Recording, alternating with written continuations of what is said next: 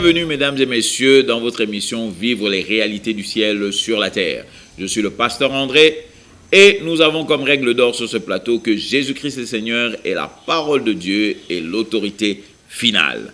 Alors, nous continuons dans notre marche avec Jésus-Christ, alléluia, dans ce qui est du fonctionnement de la foi. Et hier, nous nous sommes arrêtés dans une partie très importante où Jésus est en train de révéler le type de foi que nous, les enfants de Dieu, nous devons avoir. Nous, les enfants de Dieu, nous sommes appelés à avoir le même type de foi que Dieu. Je le dis encore, le même type de foi que Dieu. Pourquoi? Parce que simplement, nous sommes de Dieu. Alléluia. Parce que nous avons fait Jésus-Christ Seigneur et Sauveur dans notre vie. Voilà pourquoi nous devons reproduire les mêmes œuvres que Dieu. Alors, nous étions dans Marc 11, au verset 22. Alors, nous vous rappelons encore dans notre émission Bible en papier, bloc-notes, stylo, bic, tout ce que tu veux, car tous les versets que je vous donne, c'est pour que vous les étudiez, que vous les revoyez, que vous les méditiez, afin de produire ce que Jésus-Christ veut que tu produises dans ta vie. Alléluia. Mon frère, ma sœur, le temps de vivre la réalité du ciel sur la terre est arrivé. Tu ne peux plus être victime des circonstances, mais tu dois être victorieux sur tout le système du monde, comme le dit la Bible. Alléluia. Alors, Jésus dit ceci, « Ayez foi en Dieu ». Ça, c'est la version Darby, et je crois aussi dans la version Louis II, la plupart des versions françaises. Mais une version beaucoup plus littérale de ce qu'il dit ici, il dit « Ayez la foi de Dieu ». Ayez la foi de Dieu. Et comme je vous le disais hier, certaines versions disent « Ayez le même type de foi que Dieu ». La même sorte. C'est-à-dire que produisez, vous êtes capable de produire la même foi que Dieu. Alléluia. Alors, comme nous avons dit la dernière fois dans Hébreu 11, verset 3, il dit « Le monde, c'est par la foi que nous comprenons. » Alléluia. Dieu a construit le monde. C'est vrai que les gens disent « Oh, Dieu a construit le monde à partir de rien. » Mais c'est faux. Dieu a construit le monde à partir de quelque chose. Peut-être d'une substance que toi, tu ne peux pas voir dans le physique. Mais ce qui est sûr, c'est que Dieu a utilisé sa foi pour construire le monde. Dieu a utilisé sa foi pour établir les réalités que nous voyons aujourd'hui. Alléluia. Alors, il nous dit, ayez la foi de Dieu. Maintenant, ça, c'est une chose très importante à comprendre. Comment est-ce que je peux avoir le même type de foi que Dieu? Comment est-ce que moi, humain que je suis, je peux avoir le même type de foi que Dieu? Mais c'est très simple. Premièrement, tu dois accepter Jésus-Christ comme ton Seigneur et Sauveur. Lorsque tu as reçu Jésus-Christ comme ton Seigneur et Sauveur, la Bible dit que toutes choses en toi sont passées et que toutes choses en toi sont devenues nouvelles et que toutes ces choses viennent de Dieu. Donc, en d'autres termes, tu as déjà la foi de Dieu si tu es né de nouveau. Maintenant, peut-être que la foi de Dieu en toi n'a jamais fonctionné. Tu ne l'as jamais fait fonctionner parce que tu ne savais même pas qu'elle était là. Alléluia. Alors, le pasteur André est là pour te dire que tu as la foi de Dieu. Si tu as accepté Jésus-Christ comme Seigneur et Sauveur, tu as la foi de Dieu. Mais cette foi-là doit être activée. La foi doit fonctionner au-dedans de toi. Maintenant, regarde ceci. Il dit, verset 23, « En vérité, je vous dis que quiconque dira, maintenant, écoutez-moi bien, écoutez-moi très bien. Il dit, quiconque dira, en vérité. Jésus-Christ dit, je crois, dans Jean 14, au verset 3, il dit, je suis le chemin, la vie, la vérité. Jésus est la vérité. La vérité maintenant dit, en vérité. Alléluia. Alors je crois que Dieu veut vraiment attirer notre attention ici, dans ce passage. Il dit, moi je suis la vérité, mais je vous dis en vérité. Alléluia. Il insiste 2 fois sur l'importance de ce qu'il va dire. Mon frère, ma sœur, s'il y a un endroit où tu dois donner ton attention, c'est dans ces versets ici. Il dit, en vérité, je vous dis que quiconque dira, alléluia, quiconque dira. Donc cette histoire ici, ce n'est pas une histoire d'apôtre, ce n'est pas une histoire de pasteur, ce n'est pas une histoire d'évangéliste, ce n'est pas une histoire d'intercesseur, Ce n'est pas une histoire de « oh, il faut que le prophète vienne prier pour moi ». Non, mon frère, non, ma soeur. Là, nous sommes en train de parler de quiconque. Est-ce que tu es un quiconque? Est-ce que tu es un quiconque? Un enfant, c'est un quiconque. Un adulte, c'est un quiconque. Un chrétien, c'est un quiconque. Un non-chrétien, c'est un quiconque. Quiconque, ça veut dire dès que tu fais partie de la race humaine, quiconque, tu peux le faire. Oh, les femmes, non, non, non, non, non. Est-ce que les femmes sont quiconques? Oui, elles sont quiconques. Donc, maman, là où tu es, ce verset te concerne. Quiconque. Alléluia. Maintenant, ce n'est pas simplement le fait d'être quiconque qui va changer les choses. Ce n'est pas simplement d'être quiconque. Mais nous comprenons déjà par ici que quand il dit quiconque, il est vrai que je vous ai parlé des païens, mais ce qui disqualifie déjà les païens, il dit « ayez la foi de Dieu ». Alléluia. Ayez la foi de Dieu.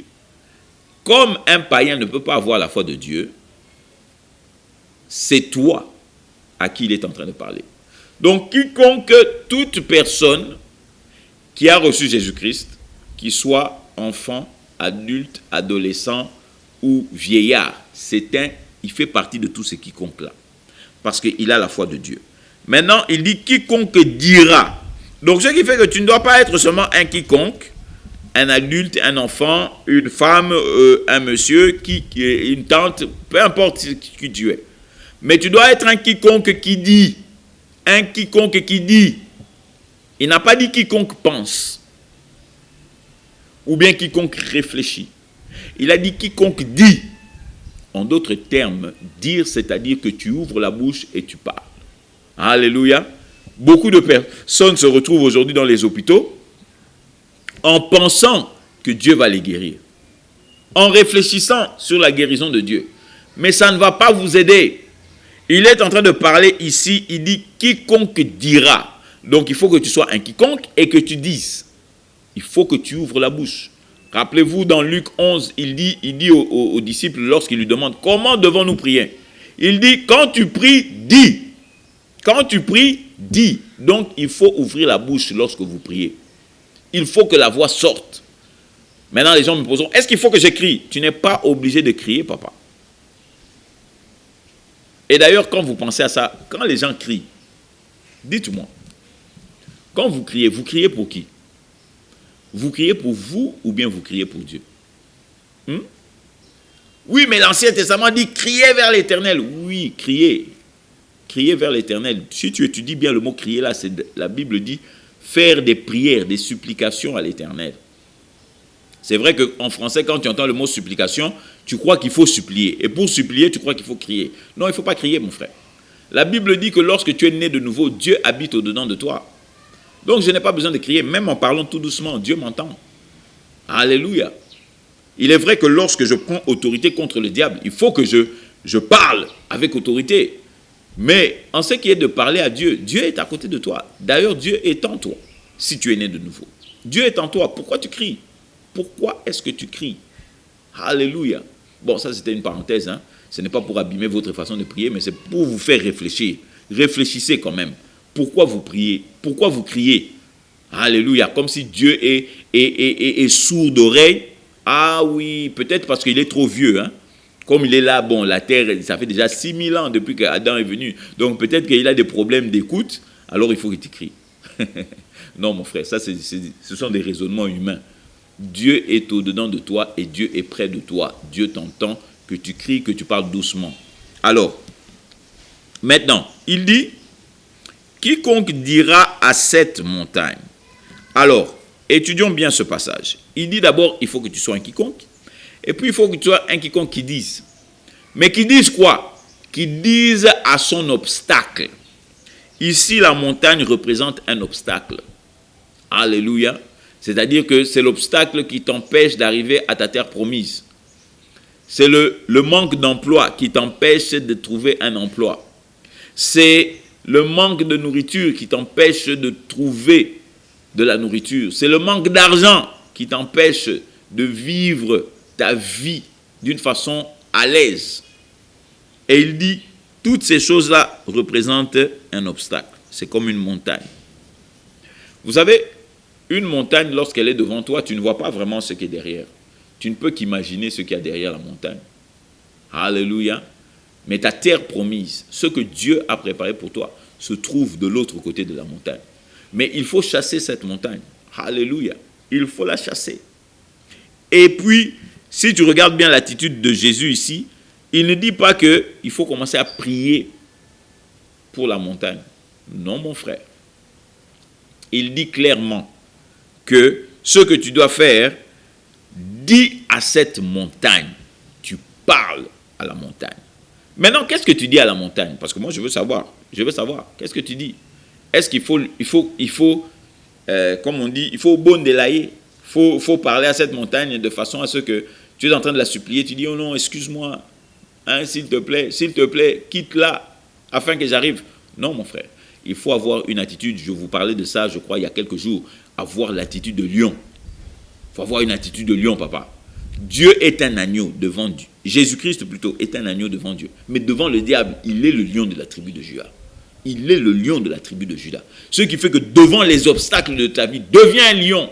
Prends la parole de Dieu, prends ton autorité et chasse ceux qui se trouvent devant toi. Regardez maintenant ce qu'il dit. Il dit, quiconque dira à cette montagne, ôte-toi et jette-toi dans la mer, et qui ne doute pas dans son cœur, mais croira que ce qu'il dit se fait, tout ce qu'il aura dit lui sera fait.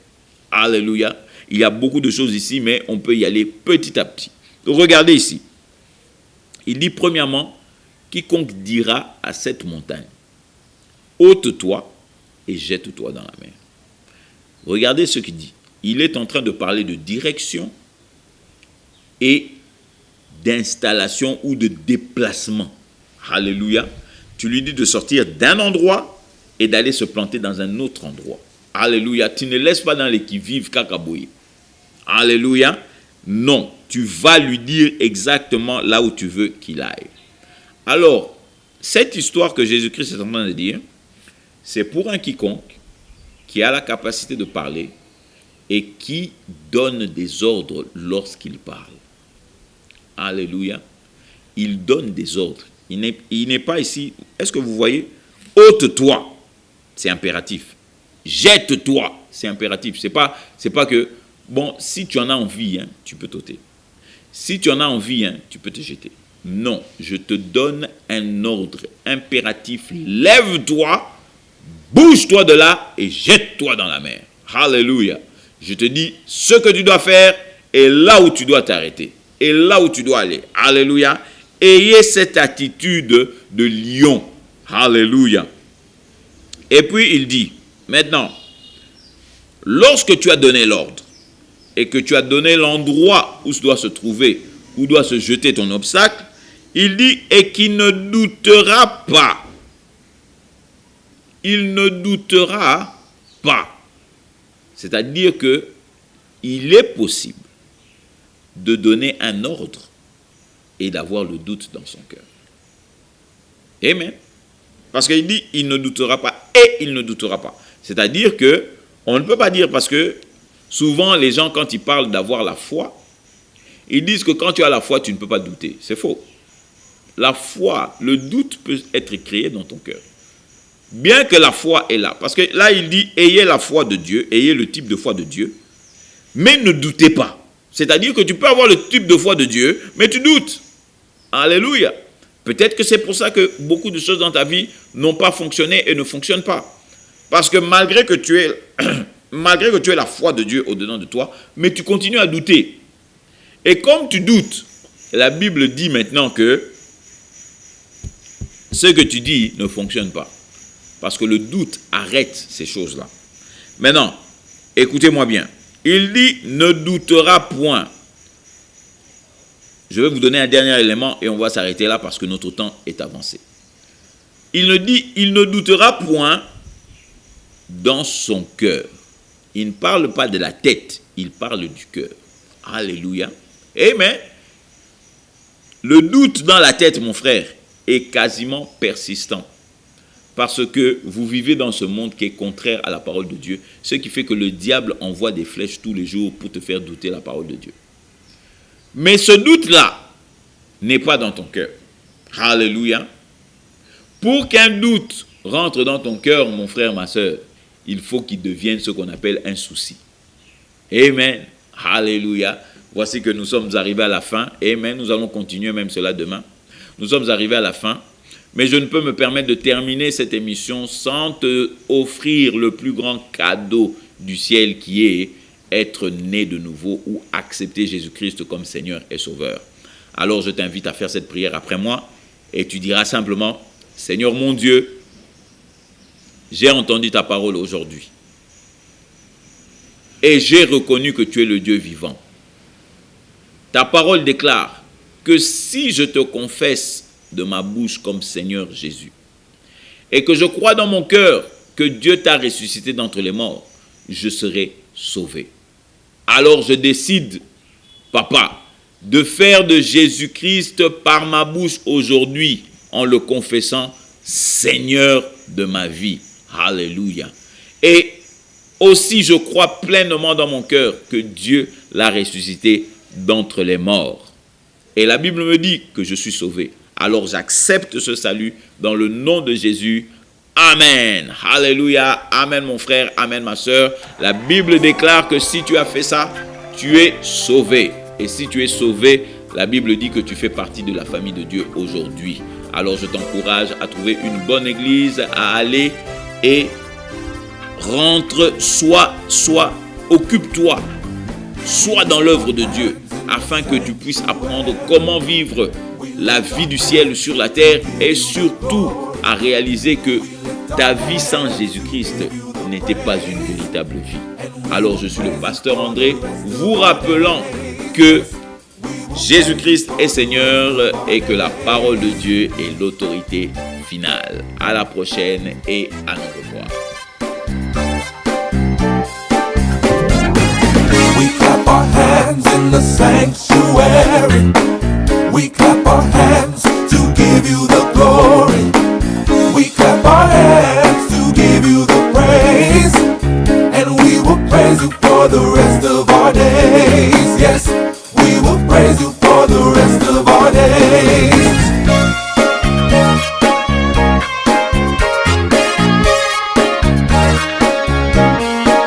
We sing a song in the sanctuary. We sing a song to give you the glory.